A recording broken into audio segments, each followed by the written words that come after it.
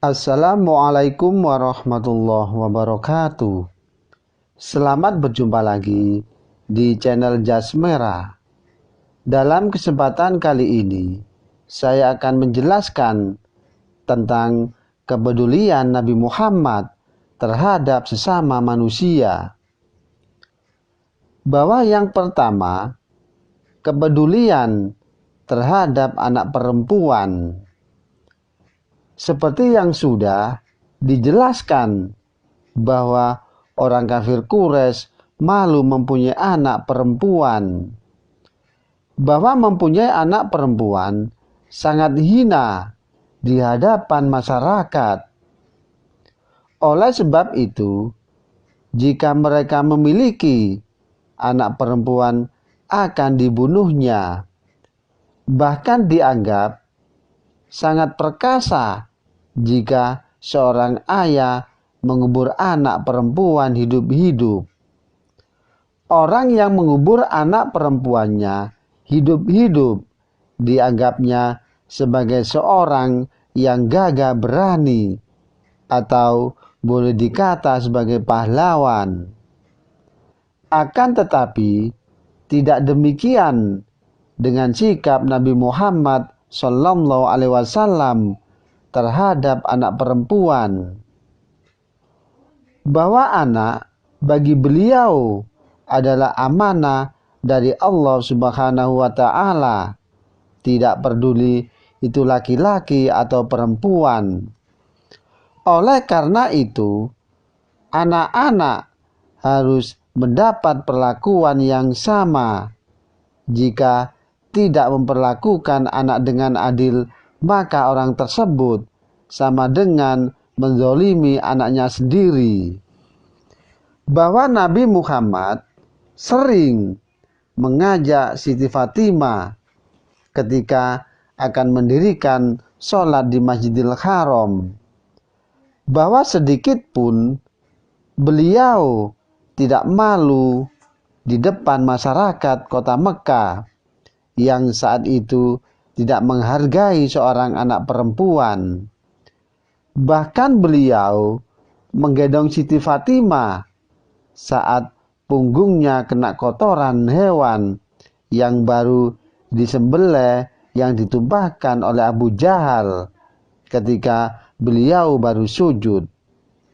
Bahwa Nabi Muhammad berusaha menghibur Siti Fatimah yang tampak ketakutan oleh Abu Jahal.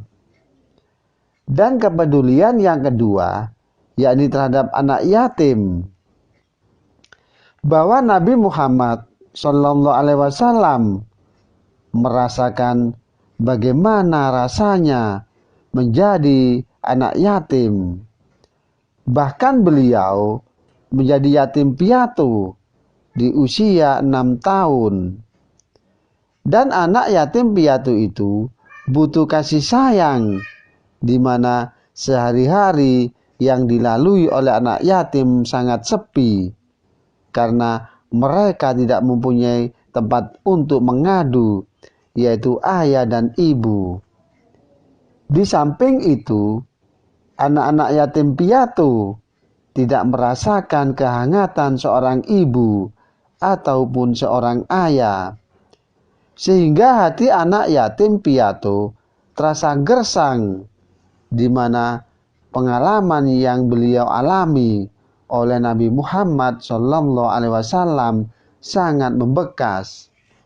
Oleh karena itu pula lah beliau sangat menaruh perhatian besar terhadap anak yatim piatu, baik sebelum menjadi rasul atau setelah diangkat menjadi rasul. Beliau selalu menyantuni anak yatim piatu. Bahkan setelah menikah dengan Siti Khadijah di rumahnya terhadap beberapa anak yatim piatu yang ada dalam asuhannya. Padahal beliau sudah memiliki anak, namun Nabi tidak pernah menyanyiakan anak yatim piatu. Dan kepedulian yang ketiga, yakni kepedulian terhadap sesama. Bahwa seperti yang sudah dijelaskan bahwa Nabi Muhammad merupakan seorang yang sangat jujur, tidak pernah berdusta. Beliau sangat ramah dan murah senyum kepada siapapun yang dijumpainya. Dan sedikit pun tidak tampak kesal walau dirinya sudah disakiti. Beliau suka bergaul serta membantu yang lemah dan juga menolong memecahkan kesulitan yang dihadapi oleh seseorang yang datang kepadanya. Kepribadian dan akhlak Nabi telah mencapai kesempurnaan. Kasih sayang beliau terhadap sesama dilakukan dengan ikhlas lahir dan batin.